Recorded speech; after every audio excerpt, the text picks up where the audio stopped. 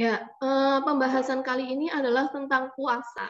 Saya tidak punya PowerPoint-nya, jadi silahkan kalau memang teman-teman merasa membutuhkan untuk mencatat, silahkan dicatat. Kalau nanti memang penjelasan saya masih kurang, nanti bisa didengarkan lagi, insya Allah nanti saya upload ke YouTube, gitu ya. Puasa itu memang ada dua macam. Yang pertama adalah puasa wajib, dan yang kedua adalah puasa sunnah. Yang akan kita bahas dalam pertemuan kali ini adalah tentang puasa wajib. Jadi sebelum kita masuk pada definisi puasa, kita akan menyebutkan dulu puasa wajib itu ada apa saja. Karena tadi presentator belum menyebutkan ya, puasa wajib itu tidak hanya puasa Ramadan. Memang yang paling utama dan paling sering kita dengar yang namanya puasa wajib ya puasa Ramadan, itu sudah otomatis.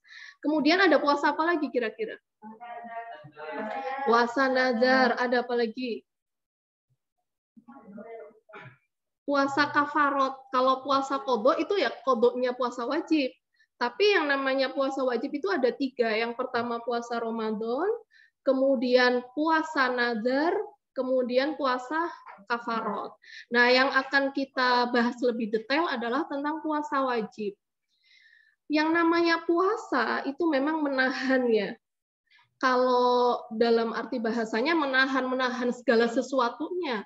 Tapi kalau dalam istilahnya itu memang menahan hawa nafsu, menahan makan dan minum ya. Kemudian menahan berhubungan badan, mulai dari terbenamnya matahari, mulai dari terbitnya fajar sampai terbenamnya matahari pada bulan Ramadan. Itu memang definisi dari puasa. Nah, karena puasa ini adalah ibadah yang cukup sulit ya, maka puasa itu punya kategori khusus. Tidak semua orang Muslim itu diwajibkan untuk berpuasa. Maka nanti ada kategori khusus, syarat orang yang bisa berpuasa.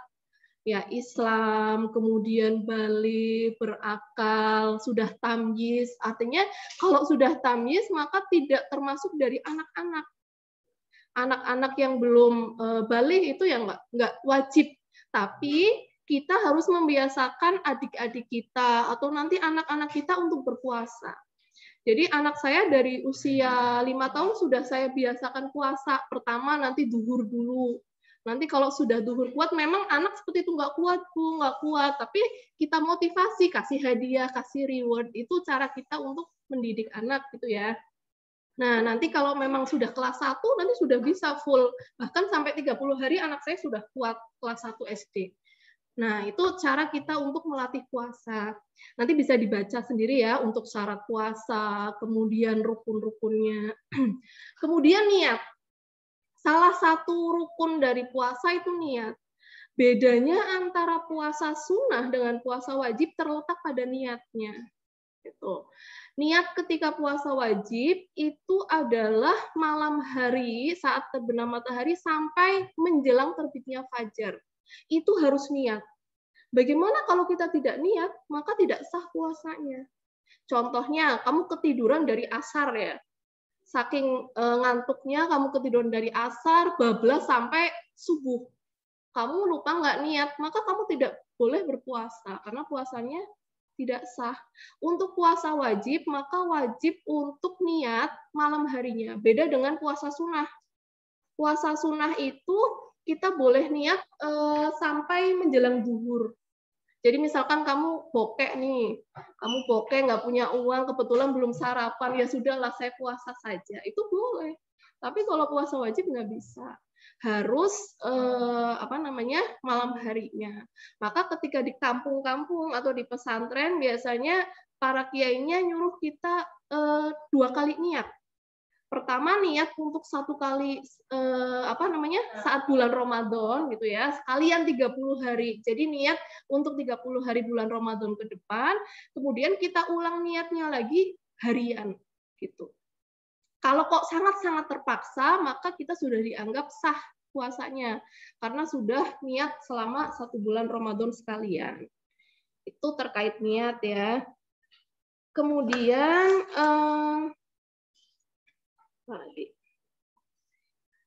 menentukan awal Ramadan. ada beberapa cara, nanti teman-teman bisa belajar menentukan awal bulan Ramadan melalui ilmu falak. Sudah dapat? Oh ya, kalau sudah dapat tidak saya jelaskan ya. Apalagi sedang dipelajari mungkin lagi inget-ingetnya gitu. Jadi memang ada beberapa cara, bisa ru'yatul hilal, bisa istiqmal ya, terus bisa apa lagi? Hah? Katanya sudah belajar ilmu falak. Oh ya, jadi ada ru'yatul hilal, ada istiqmal, nanti ada hisab gitu. Dan metode mana yang paling tepat? Itu namanya beberapa metode. Jadi tergantung dari keyakinan kita sebenarnya. Misalkan kok kita ini lebih yakin pada ru'yatul hilal gitu, karena masing-masing ada dasar hukumnya. Maka boleh kita pakai yang ru'yatul hilal. Biasanya kalau NU ini ru'yatul hilal ya. Kalau Muhammadiyah lebih pada istiqmal biasanya. Itu. Maka tergantung, kalau misalkan kita mau ikut NU ya silahkan, mau ikut Muhammadiyah silahkan. Yang penting kita punya dasar hukumnya. Terutama kalau mahasiswa syariah harus tahu dasar hukumnya, jangan asal ikut. Nanti kamu ditanya keluarga, nggak bisa jawab dasar hukumnya. Jadi walaupun kamu misalkan ikut NU, silahkan dasar hukumnya apa? Ru'yatul hilal. Ru'yatul hilal itu caranya bagaimana? Meneropong bintang, dengan meneropong bulan, dan lain sebagainya. Gitu ya. Kemudian, ini tidak saya jelaskan detail ya. Tadi niat sudah. Kemudian beberapa sunnah puasa. Kayak makan sahur itu wajib nggak? Ya. Kemudian banyak bersedekah, itu wajib atau sunnah? Ya, jadi intinya ya, pada intinya ketika kita menjalankan puasa, itu banyak-banyaklah beribadah itu pada intinya. Dan salah satu ibadah yang cukup berat itu adalah sahur. Gitu. Makanya walaupun kita ini berat, diusahakan bangun paling enggak minum lah, paling tidak. Karena kalau kita hubungan dengan ilmu kesehatan, itu nampaknya memang manusia itu dilarang meninggalkan sarapan.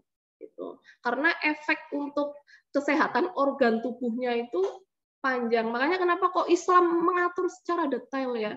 Karena ketika kita pahami, ternyata makan pagi atau sarapan itu bisa kemudian memperbaiki jaringan-jaringan tubuh yang semalaman beristirahat. Gitu. Maka ya mau tidak mau sahur itu kesunahan yang utama. Kemudian menyegerakan buka. Jangan sampai kamu punya pikiran bukanya nanti sajalah, semakin panjang pahalanya semakin banyak gitu ya. Jangan berpikiran seperti itu. Jadi kalau ada orang berpikir seperti itu, kamu harus memberitahu bahwasanya justru ketika disegerakan itu malah lebih baik, sunnahnya seperti itu. Itu ya. Kemudian tadi apalagi yang sepertinya tadi diperdebatkan ya, tentang istihadoh ya. Istihadoh itu tidak membatalkan puasa gitu. Coba tadi sebutkan saja apa yang termasuk dari batalnya puasa. Makan dan minum secara sengaja ya. Kalau tidak sengaja itu maka tidak batal. Bagaimana kalau tidak sengaja atau misalkan sengaja tapi karena mengira sudah waktunya buka puasa? Batal nggak? Batal. Jadi kalau kamu makan dan minum misalkan jam 5:30 ya. Saya mengira oh udah maghrib, ternyata belum maghrib, itu batal. Gitu. Jadi kamu harus mengulang lagi puasanya. Maka hati-hati ketika puasa Ramadan. Puasa sunnah sih ya silakan aja ya. Misalkan kok salah mengira, kita nggak wajib ganti. Tapi kalau namanya puasa Ramadan itu harus benar-benar titen. Makanya dilihat kalendernya, disesuaikan jamnya. Kalaupun kok di masjid belum adzan, tapi sudah masuk waktunya, kamu pengen buka, nggak apa-apa. Tapi kok kalau kita kedengeran adzan, ternyata adzannya salah, ya kita ikut batal. Gitu. Jadi kamu beribadah juga harus berilmu gitu. Jangan asal beribadah ikut-ikutan, ada mbah-mbah lagi adzan dikiranya sudah maghrib, mbah-mbahnya salah kan gitu. Nah, maka nggak boleh kemudian kita mengira sudah maghrib dan membatalkan puasa. Apalagi tadi yang membatalkan puasa. Muntah dengan sengaja. Ya, kalau nggak sengaja karena mabok kendaraan gimana? Termasuk sengaja nggak ketika ya tidak ya, yang sengaja tuh disogok-sogok gitu ya biar tambah langsing mungkin ya. Jadi dia mengeluarkan makanannya lagi itu yang batal. Apalagi? Hah? Enggak. Tidak. Yang batal itu ya karena memasukkan yang benar-benar bisa terserap tubuh itu. Kalau misalkan memasukkan karena gatel misalkan ya, daripada kamu tersiksa seharian, ya nggak apa-apa. Yang penting kamu tidak sengaja memasukkan zat yang bisa menyerap ke makruh lah istilahnya. Jadi kalau sampai membatalkan yang benar-benar batal tidak. Misalkan kayak neteskan obat ke telinga, nah, itu ditunda dulu kalau puasanya wajib. Tapi kalau hanya ngurek-ngurek sedikit yang gatal, nggak apa-apa. Ya, memasukkan apapun, termasuk sikat gigi. Jadi, sikat gigi itu kan, apa namanya, memasukkan odol ya.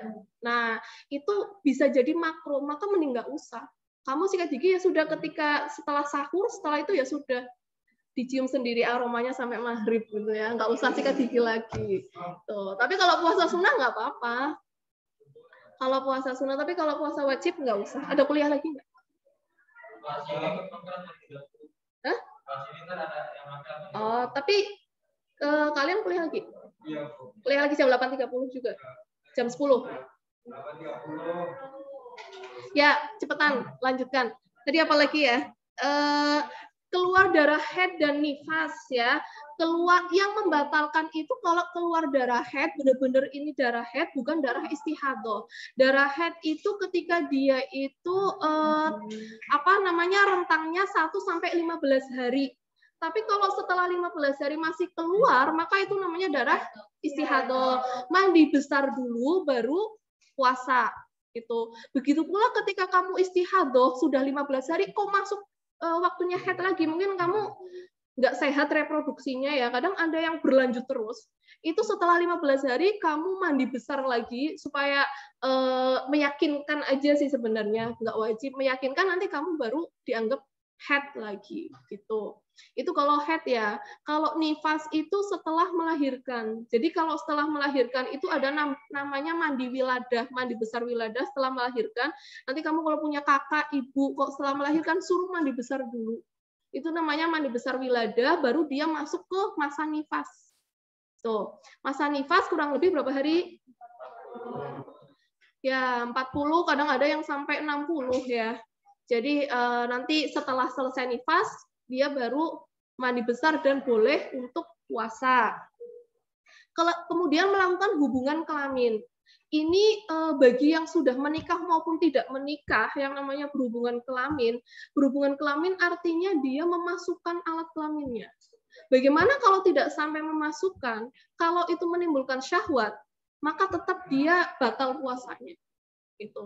Jadi ukurannya bukan hanya keluar mani atau sampai tahap orgasme ya, tapi walaupun dia hanya bersenang-senang itu sudah batal puasanya. Nah, kemudian masturbasi istimna, onani kalau laki-laki ya, ini juga termasuk batal walaupun tidak sampai pada keluar mani. Bagaimana dengan mazi, wadi, itu kan ada, dia nggak membatalkan puasa. Kayak keputihan lah istilahnya, itu nggak membatalkan puasa. Itu ya. Kemudian membatalkan niat jelas, saya berubah lah, saya nggak jadi puasa, nah itu hati-hati. Saya nggak kuat lah, nggak usah puasa. Itu hati-hati, jangan sampai kita terbersit niat untuk membatalkan karena nanti bisa batal. Gimana?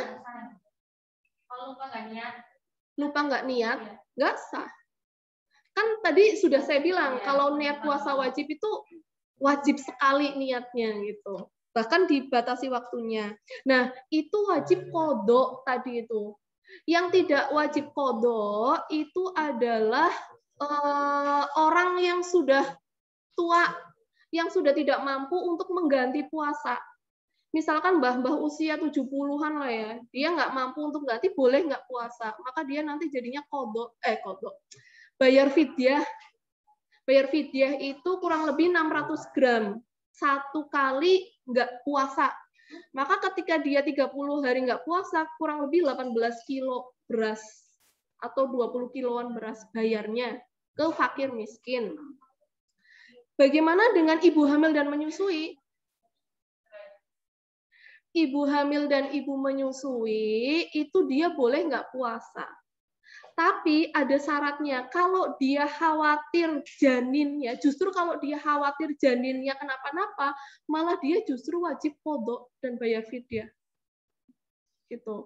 Tapi kalau dia khawatir untuk dirinya sendiri, aduh saya nggak enak badan, saya sakit, saya lemes ketika menyusui dan ini, tapi nggak khawatir sama bayinya, dia nggak wajib fidyah, hanya justru wajib qadha saja. Tuh. Jadi kalau dia khawatir sama janinnya, justru malah tambah fidyah. Tapi kalau nggak khawatir sama janinnya, karena apa? Kita hanya khawatir, padahal sejatinya janin itu tidak akan apa-apa kita ajak puasa. Itu. Maka justru akibat hukumnya lebih berat yang khawatir terhadap janinnya. Itu ya. Barangkali ada yang miss. Sudah sepertinya. Ada yang mau ditanyakan sebelum saya tutup? Tentang puasa, baik yang online maupun yang offline? Cukup jelas, sudah? Ya. Enggak. Yang penting memang ya istilahnya dihati-hati lah, jangan sampai memang itu sengaja untuk kemudian lumayan menghirup-hirup airnya sedikit gitu ya, karena itu jadi nanti makruh. Maka lebih baik, ini kan lebih baik ya, lebih baik kalau mau puasa ya malam hari puasa, keramas, mandi keramas malam harinya, atau misalkan sebelum subuh. Kalau sudah itu ya lebih baik nggak usah. Tapi kalaupun iya, nggak apa-apa. Asalkan memang kita hati-hati nggak memasukkan air ke dalam tubuh. Ya. Nah, untuk isi hadroh nggak usah disumpel. Yang disumpel itu ketika kita mau sholat. Jadi ketika mau sholat, itu kita sudah bersih-bersih, karena kalau misalkan darah itu keluar sebelum kita niat takbir, itu nanti jadi batal. Sholatnya, bukan puasanya. Makanya ketika mau sholat, itu diusahakan disumpel. Tapi kalau untuk puasa ya nggak disumpel, nggak mungkin disumpel kecuali apalagi isi hadrohnya banyak ya, gitu ya. Ya cukup ya. Takut mau dipakai kelasnya. Ya terima kasih atas perhatiannya. Assalamualaikum warahmatullahi wabarakatuh.